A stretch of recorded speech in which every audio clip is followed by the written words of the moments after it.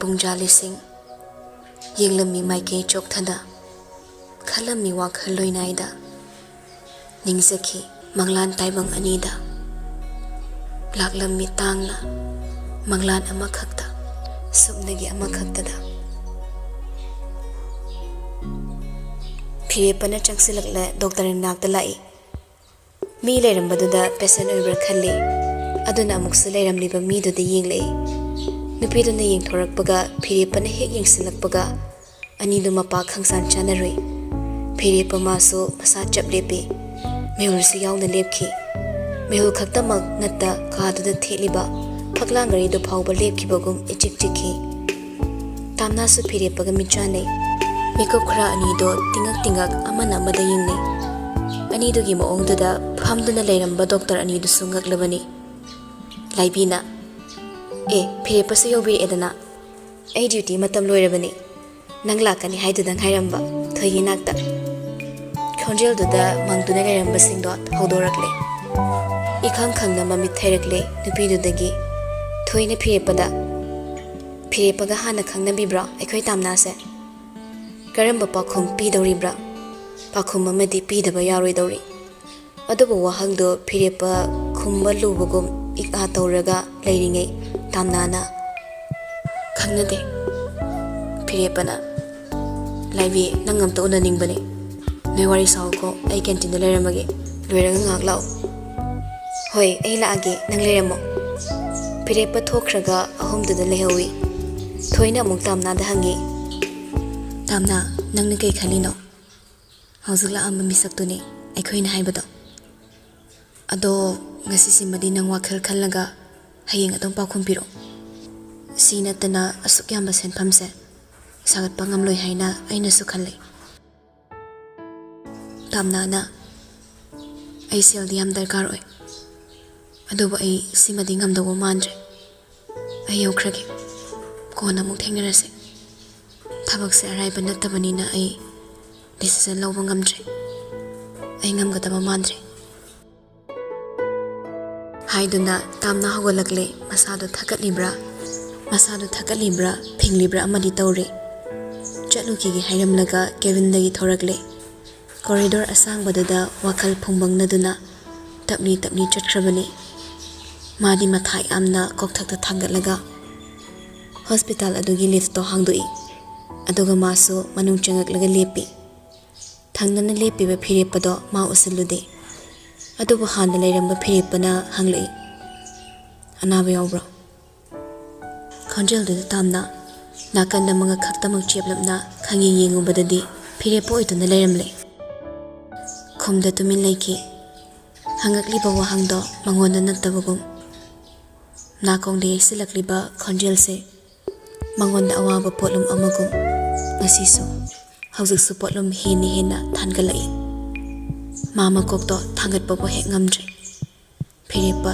tapna musu hangi kana ngamdaba yauge ima kari oina ngamdriba mi khuding makki sum sandoktuna taklaga mari liba wa aduna hanga ano nangna khangbagi mathausa tade sumhangbani nangna lana lawre tamna fatnon khalai sumhangba sumhaiba sum icham chamna sum sigi nangi wahai singse araiba natte nangi sumduna hairing da barot ba kaya ma khangdok na bonar kana nangi sumduna egi pirang horak pampian kana pirang yeng ba khakta ba khaiba ubadi ngamdaba kana magi mafamda pirang sintharaga kari bu kana bano maro suleiman kre nangna nungai we da boradi ai hanglaroi aina oina thirage ado aina ngam mating laklaso aingonda paw pharo se agi number ni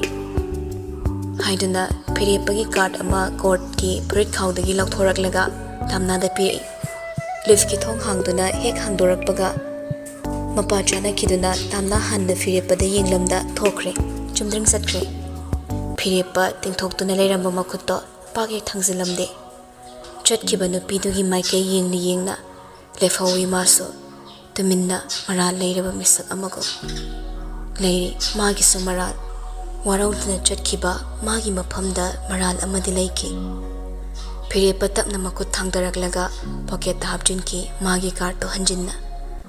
Aduga amuk lift to third floor ada amuk namduna kakhalakle. Back office room da changi staff lady da changsilaga thawdari. Thawale yembam haiduna patient ama yawbri yengo. Nupiduna thiraga record to pirakle. Sir, sisine magi sa heart ka kidney ga yadaba oiramale. Phirep doctor kanale yingmando yenglubada Boris na oirami. Masu record to makhuna pairaga thorakle room dudagi. Boris ke manakta lai. Changa ki ga hairamda manawpagi Kevin da changle. Boris washroom dai thorai mayamba leirambada. Tamoya kai leirange. Imagi anabase karamba phibamda leirage. Boris koi thokna sandokna ngangdrabasu kanano irai laina khangi. Luri phibam khara athubada operation ama tawdradi yaroi. Kidney sindabasu yaroi. Hida kapaga fabrado hana yingba yani. Adudi tawkhradana. Ainu saibane mana yarakti kengkhum mamdana dum chatre. Kham kidamra ma kana oidana aina mabu khamduna tamoye. Phirep ma makha tarakidre. Record to pairaga Kevin dai thokre. Tanjadu da laibi su call tawsilei. Laibi da mana wari khara sase haikibadusu ningsinglei call do paikhale. Laibi ai thorak tori ekhoi Boris manakta leiriba. Nangak tangaramo ai tholei. Haiduna Phirep laibi unaba amuk rong chatkre. Mana mitu laibi ga unare haibasimadi khangle. Adubu laibi ga maga kari wari bur sanakiba. Sanakre makhoi aniso nakong aniso halakano hainaba wari amakhak. Achet bawari amakhak.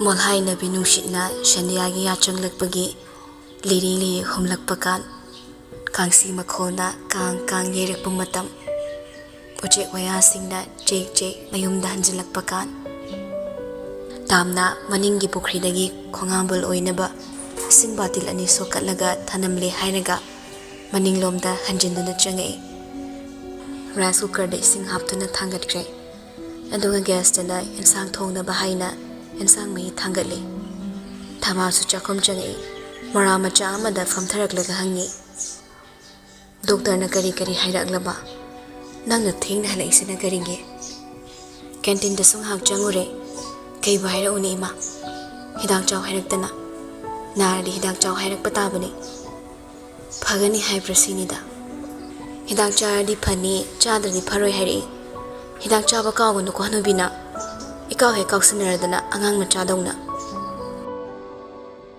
Thabana wangang hek tawbaga ik haiduna masadu yang chingbagum chingkre tu thari leimaida phibam du dedi tamna su khapre khang mama kauduna pakhana chinsilaga ngakhale ima kedorage ima hanglibani kedorage adubo khangi anabagini nari belaina dugi symptom ni admit tawrasipo hairakibani se leitabana upai leita halakibani adubo phibam sidadi Selgi maisa kiruba leita hospital de admit tawramasu khale mama bo thadok lamlaga phone loba ka da chelei legai pradhan da phone tawkhre mama kaino ma tawkhre aina minute 10 muk leibaga pradhan duna machana pagi gari thoraktuna khadak to hospital yaukhre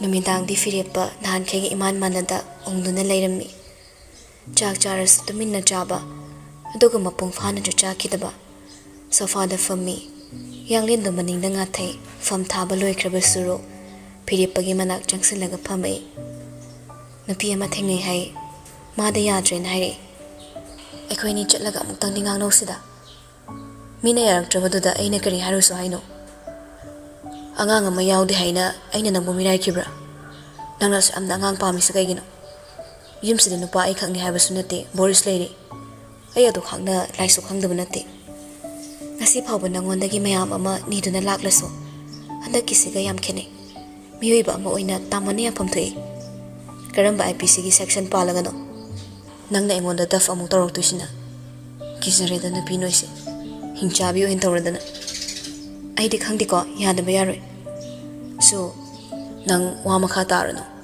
nangi ningai da sum ai illaga leiba ngamba nate nangi project amagi chatfam thokpada mai pakna chatko halaga khanase Suru makha taramdre isaw sawna kadagi sawre khanganna khongthang makhol thokna thangduna thorakle amubugi kokila ga wari sanarambadota taptharaga tumin tai sanari bawari do angang ama yahobana faidi khali aisu mama amubina angangi wari se toksi Boris ki mog laklaga aikhoi gi ningbek thongan bai duni aikhoi gi ipongmut modani haibati nattedana aikhoi su tombado sida thambirab sira mama yai kaisu kaide aikhoi Boris haira nupi pakna thigani thajade aikhoi atombado oina thambirasi aikhoi Boris ka su yam chana khrabani ma lairadi imung se puklang lang doribani aikhoi ni ukjaragi haibaduso mama duna harau harau yarakani icha ningol gi machasu isuni kaino lan thumayam se tangkhai mehek sina thoga loiredana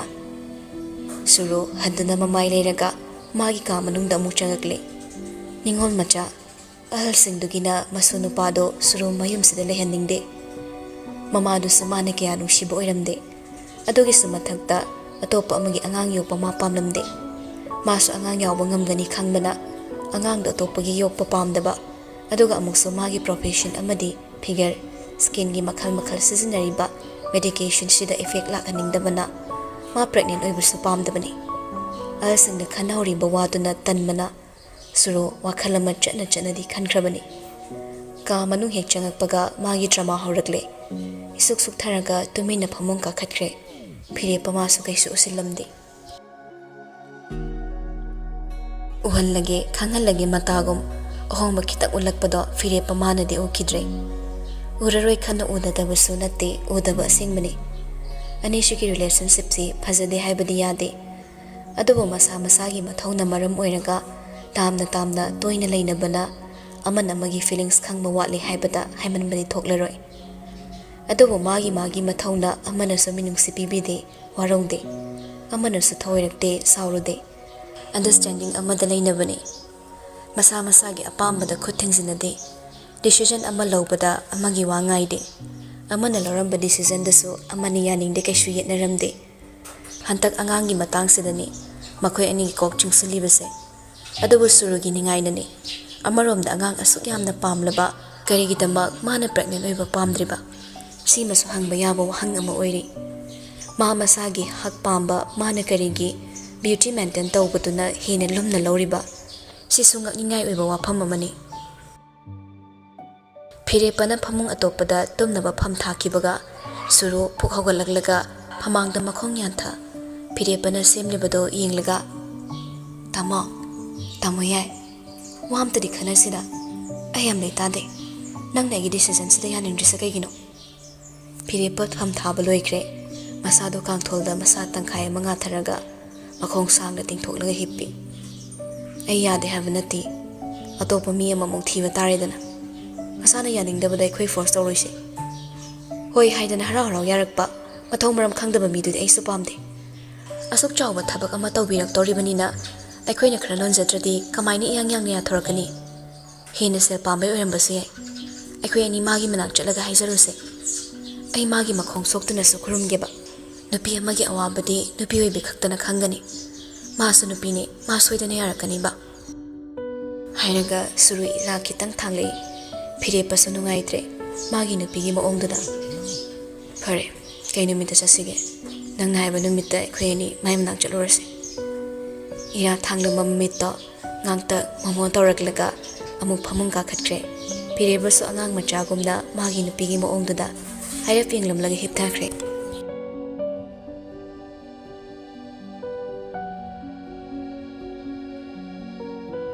kanagumba imung amana hingni warabagi pothanaba matamni haiduna inung nungaine yatana khrabasu kaya amadi ahing taibang khangda achoba matha kaya kokthakta thangatlaga koipupuri tamna khakta oiramgadra natte ma khakta natte hospital sida leiriba khudingmak magi awaba potlum amamam kokthakta thangatlaga koichin chenaribani thabasu ICU da leikre tamnana doctor gi manakta Borisna anabase yam thuna operation to hona fani je tamna kaishu khumde tobiro haibasu haidre tobino haibasu ngamkhidre khutta se leitabana yang na tobiro hairagana kadai de iselno pakhum pirak triba mahak tugi mai thongna ꯄꯤꯔꯤꯕ ꯄꯥꯎꯈꯨꯝꯗꯣ ꯕꯣꯔꯤꯁ ꯈꯪꯕꯅ ꯍꯥꯏꯔꯛꯏ꯫ ꯏꯆꯦ, ꯑꯣꯄꯔꯦꯁꯟꯁꯤꯗꯤ ꯍꯌꯦꯡꯃꯛ senior doctor ꯇꯥꯟꯅꯔꯒ ꯇꯧꯍꯧꯕꯅ ꯐꯅꯤ꯫ ꯁꯦꯜꯒꯤ ꯋꯥꯗꯨꯃ ꯏꯆꯦꯅ ꯈꯜꯂꯅꯨ꯫ ꯇꯝꯅ ꯕꯣꯔꯤꯁꯅ ꯄꯤꯅꯤꯡꯉꯛꯄ ꯃꯇꯦꯡꯗꯣ ꯍꯔꯥꯎꯅ ꯂꯧꯅꯤꯡꯂꯝꯗꯦ꯫ ꯈ꯭ꯋꯥꯏꯗꯒꯤ ꯄꯥꯝꯗꯕ ꯃꯐꯝ ꯑꯃꯗꯒꯤꯗꯤ ꯃꯇꯦꯡ ꯃꯆꯥ ꯑꯃꯐꯥꯎ ꯂꯧꯅꯤꯡꯗꯦ꯫ ꯑꯣꯏꯖꯕꯗ ꯉꯥꯎꯕ ꯌꯥꯔꯕ ꯇꯥꯟꯖꯥꯁꯤꯗ ꯃꯥ ꯑꯣꯏꯖꯕꯗꯣ ꯀꯔꯤꯒꯤ ꯄꯥꯝꯗ꯭ꯔꯤꯕ? ꯑꯗꯨꯛ ꯍꯥꯛꯅ ꯐꯠꯇꯕ ꯕꯣꯔꯤꯁꯇꯤ ꯑꯣꯏꯗꯦ, ꯃꯥꯅꯁꯨ ꯍꯦꯟꯅ ꯈꯪꯕꯅꯤ꯫ ꯂꯨꯄꯥ ꯀꯌꯥꯅ ꯌꯥꯅꯤ ꯑꯍꯥꯟꯕꯒꯤ ꯑꯣꯄꯔꯦꯁꯟꯁꯦ? ꯍꯣꯔꯦꯟ ꯑꯍꯤꯡꯁꯦ ꯋꯥꯈꯜ ꯂꯥꯛꯑꯗꯤ BP ꯀꯩꯀꯩ ꯆꯦꯛ ꯇꯧꯊꯣꯛꯑꯒ ꯈꯨꯗꯛꯇ ꯇꯧꯕ ꯌꯥꯅꯤ꯫ ꯂꯨꯄꯥ 50,000ꯃꯨꯛꯇꯤ ꯆꯪꯒꯅꯤ, ꯃꯦꯝꯕꯔꯁꯤꯞ ꯗꯤꯁꯀꯥꯎꯟ ꯌꯥꯎꯔꯒ꯫ ꯑꯩꯒꯤ ꯃꯦꯝꯕꯔꯁꯤꯞ ꯀꯥꯔꯗꯇꯣ ꯔꯤꯂꯦꯇꯤꯚꯁꯅꯤ ꯍꯥꯏꯔꯒ ꯁꯤꯖꯤꯟꯅꯕ ꯌꯥꯅꯤ꯫ ꯕꯤꯜꯁꯤꯒ ꯄꯨꯂꯞꯅ ꯑꯩꯒꯤ ꯈꯨꯠꯇ ꯀꯌꯥ ꯄꯥꯏꯗꯧꯔꯤꯕ? ꯑꯣꯄꯔꯦꯁꯟꯁꯤ ꯂꯣꯏꯕꯒ ꯍꯥꯔꯠꯀꯤ ꯇ꯭ꯔꯤꯠꯃꯦꯟꯁꯤ ꯂꯣꯏꯕꯒ ꯀꯤꯗꯅꯤꯒꯤ ꯑꯃꯨꯛ ꯌꯦꯡꯗꯧꯔꯤꯅꯤ꯫ ꯁꯦꯜꯗꯤ ꯈꯔ ꯆꯪꯒꯅꯤ꯫ ꯑꯗꯨꯕꯨꯅꯤ ꯑꯩꯅ ꯍꯪꯉꯤꯁꯦ, ꯂꯥꯈ 3.5 ꯄꯥꯏꯍꯟꯅꯤꯡꯉꯤ꯫ ꯀꯩꯒꯨꯝꯕ ꯀꯤꯗꯅꯤꯗꯨꯅ ꯐꯒꯠꯄ ꯉꯝꯗ꯭ꯔꯗꯤ ꯗꯣꯅꯔ ꯑꯃ ꯊꯤꯕ ꯇꯥꯕꯅꯤ꯫ ꯑꯗꯨꯗꯅ ꯑꯃꯨꯛ ꯀꯌꯥ? ꯂꯥꯈ 30-40 ꯄꯤꯛꯅ ꯄꯥꯔꯕꯗ ꯆꯪꯒꯅꯤ꯫ ꯇꯥꯝꯅ ꯁꯦꯟꯐꯝꯗꯨ ꯇꯥꯕꯗ ꯇꯨ ꯈ꯭ꯌꯥꯎ ꯆꯨꯡꯉꯤ꯫ 50,000 ꯐꯥꯎꯕ ꯃꯃꯤꯠꯇ ꯑꯃꯨꯛꯇ ꯎꯖꯗ꯭ꯔꯤꯕ ꯃꯍꯥꯛꯅ ꯑꯗꯨꯛ ꯌꯥꯝꯕ ꯁꯦꯜꯗꯨ ꯁꯥꯒꯠꯇꯧꯔꯤꯕ? ꯏꯪꯈꯣꯜ ꯃꯆꯥꯗꯨꯅ ꯕꯟꯗꯥꯟ ꯊꯝꯕꯗ ꯀꯣꯟꯅꯔꯣꯏ, ꯑꯗꯨꯕꯨ ꯍꯟꯕꯁꯨ ꯉꯝꯂꯣꯏ꯫ ꯃꯤꯀꯨꯞ ꯈꯔ ꯃꯥ ꯕꯣꯔꯤꯁꯀꯤ ꯇꯦꯕꯜ ꯋꯥꯡꯃꯗ ꯐꯝꯂꯒ ꯂꯩꯔꯝꯃꯤ꯫ ꯕꯣꯔꯤꯁꯁꯨ ꯇꯨꯃꯤꯟꯅ ꯇꯥꯝꯅꯥꯕꯨ ꯌꯦꯡꯂꯒ ꯂꯩ꯫ ꯃꯥꯅ ꯍꯟꯖꯤꯟ ꯍꯟꯖꯤꯟ ꯃꯇꯦꯡ ꯂꯧꯖꯧ ꯄꯤꯒꯦ ꯍꯥꯏꯕꯁꯨ ꯉꯝꯂꯝꯗꯦ꯫ ꯄꯨꯡ ꯀꯌꯥ ꯐꯝꯂꯨꯔꯕꯅꯣ, ꯄꯨꯡ ꯀꯌꯥ ꯍꯧꯈ꯭ꯔꯕꯅꯣ? ꯃꯤꯀꯨꯞ ꯈꯔꯗꯤ ꯕꯣꯔꯤꯁꯀꯤ ꯃꯅꯥꯛꯇ ꯐꯝꯗꯣꯛꯈ꯭ꯔꯦ꯫ ꯇꯞꯅ ꯑꯃꯨꯛ ꯍꯧꯒꯠꯂꯛꯂꯒ ꯕꯣꯔꯤꯁꯇ ꯀꯔꯤꯝꯇ ꯍꯥꯏꯔꯝꯗ ꯊꯣꯔꯛꯂꯦ꯫ ꯃꯥ ꯃꯤꯀꯨꯞꯇꯨꯗ ꯁꯦꯜꯒꯤ ꯃꯌꯥꯏꯅ ꯀꯅꯥꯝꯇ ꯎꯈꯤꯗ꯭ꯔꯦ꯫ ꯄꯦꯁꯦꯟꯒꯤ ꯂꯣꯟꯁ ꯑꯗꯣꯝꯗ ꯇꯞꯂꯤ ꯇꯞꯂꯤ ꯂꯥꯛꯄꯅ ꯌꯧꯔꯛꯂꯦ꯫ ꯃꯤ ꯏꯔꯟ ꯂꯟꯕ ꯀꯌꯥ ꯐꯝꯗꯕ ꯑꯍꯥꯡꯕ ꯀꯥꯆꯤꯟ ꯑꯃꯗ ꯆꯪꯁꯤꯟꯗꯨꯅ ꯐꯝꯈ꯭ꯔꯒ ꯃꯥ ꯁꯣꯔ ꯁꯥꯡꯅ ꯍꯣꯜꯂꯤ, ꯀꯔꯤ ꯇꯧꯁꯤꯒꯦ ꯈꯜꯂꯤ꯫ ꯊꯣꯏꯗ ꯀꯣꯜ ꯇꯧꯔꯛꯂꯝꯃꯤ꯫ ꯐꯅ ꯊꯦꯡꯂꯕꯅꯤ, ꯄꯥꯏꯔꯛꯂꯣꯏꯗ꯭ꯔꯥ ꯈꯜꯂꯤ꯫ ꯑꯍꯤꯡꯁꯤ ꯆꯨꯞ ꯊꯝꯒꯟꯕꯅꯤꯅ, ꯑꯗꯨꯕꯨ ꯂꯥꯏꯕꯛ ꯐꯕꯅ ꯉꯁꯤꯗ ꯔꯤꯡ ꯆꯠꯂꯝꯃꯤ꯫ ꯇꯥꯝꯅ, ꯀꯩꯗꯧꯔꯒꯦ? ꯇꯥꯝꯅ ꯃꯈꯣꯜ ꯅꯤꯛꯂꯒ, ꯑꯩ ꯃꯊꯥ ꯌꯥꯝ ꯁꯥꯔꯦ꯫ ꯊꯣꯏꯁꯨ ꯈꯣꯟꯖꯦꯜꯒꯤ ꯁꯨꯔꯗꯨꯗ ꯃꯃꯤꯠꯀ ꯈꯪꯁꯤꯡꯁꯤꯡꯈꯤ꯫ ꯐꯃꯨꯡ ꯃꯌꯥꯏꯗ ꯐꯨꯛ ꯍꯧꯒꯠꯂꯒ ꯐꯝꯃꯤ꯫ ꯀꯩ ꯂꯩꯔꯒꯦ? ꯀꯩꯗꯧꯔꯒꯦ ꯅꯪꯕꯣ? ꯇꯥꯝꯅ ꯀꯞꯅꯤꯡꯕꯗꯣ ꯊꯤꯟꯒꯠꯂꯤ꯫ ꯋꯥ ꯉꯥꯡꯕ ꯉꯝꯗꯕꯩ ꯇꯨꯃꯤꯟꯅ ꯂꯩꯈꯤ꯫ ꯃꯁꯥꯗꯣ ꯁꯦꯝꯖꯔꯒ ꯋꯥ ꯉꯥꯡꯕ ꯉꯝꯅꯕ ꯍꯣꯠꯅꯩ꯫ ꯏꯃꯥ ICUꯗ ꯂꯩ꯫ ꯁꯦꯜꯁꯨ ꯌꯥꯝ ꯆꯪꯒꯗꯧꯔꯦ꯫ ꯅꯪꯒꯤ ꯃꯔꯨꯞ ꯑꯃꯅ ꯍꯥꯏꯕ ꯊꯕꯛꯇꯣ ꯁꯦꯜ ꯀꯌꯥꯝ ꯂꯧꯕ ꯌꯥꯅꯤ? ꯂꯥꯈ 50 ꯂꯧꯕꯗ ꯌꯥꯝꯃꯟꯕ꯭ꯔꯥ? ꯏꯃꯥꯒꯤ ꯑꯅꯥꯕꯁꯦ ꯐꯤꯕꯝ ꯌꯥꯝ ꯂꯨꯒꯗꯧꯔꯤ꯫ ꯀꯩꯒꯨꯝꯕ ꯍꯤꯗꯥꯛ ꯍꯥꯟꯅ ꯀꯥꯞꯄꯁꯤꯗ ꯐꯕ ꯉꯝꯗ꯭ꯔꯕ ꯀꯤꯗꯅꯤ ꯗꯣꯅꯔ ꯑꯃꯁꯨ ꯊꯤꯁꯤ ꯀꯟꯅ ꯍꯥꯏꯔꯤ꯫ ꯇꯥꯝꯅ, ꯑꯗꯨꯒꯤꯗꯤ ꯑꯔꯥꯏꯕꯅꯤ꯫ ꯃꯣꯏꯅ ꯅꯪꯉꯣꯟꯗ ꯑꯝꯇ ꯌꯥꯅꯕ ꯇꯥꯛꯄꯤꯌꯨ ꯍꯥꯏꯔꯤꯕꯅꯤ꯫ ꯌꯥꯔꯛꯀꯅꯤ꯫ ꯑꯗꯨꯕꯨ ꯂꯨꯄꯥ ꯂꯥꯈ 50ꯗꯨꯗꯤ ꯅꯪꯁꯨ ꯈꯤꯇꯪ ꯌꯥꯝꯃꯟꯗꯕ꯭ꯔꯥ? ꯍꯤꯗꯥꯛꯇꯣ ꯍꯥꯟꯅ ꯀꯥꯞꯄꯒ ꯐꯒꯠꯂꯛꯄꯁꯨ ꯀꯅꯥꯅ ꯈꯪꯕ? ꯁꯤꯒꯤ ꯋꯥꯁꯤꯗꯤ ꯀꯣꯟꯅ ꯇꯞꯅ ꯈꯟꯅꯁꯤ, ꯍꯌꯦꯡ꯫ ꯅꯪ ꯍꯧꯖꯤꯛ ꯅꯁꯥꯗꯣ ꯇꯦꯟꯁꯟ ꯑꯃꯗ ꯂꯩꯕ ꯃꯥꯜꯂꯦ꯫ ꯍꯧꯖꯤꯛꯀꯤ ꯑꯣꯏꯅ ꯅꯪꯒꯤ ꯁꯦꯜ ꯈꯔ ꯑꯩ GPꯗ ꯇꯧꯔꯛꯀꯦ꯫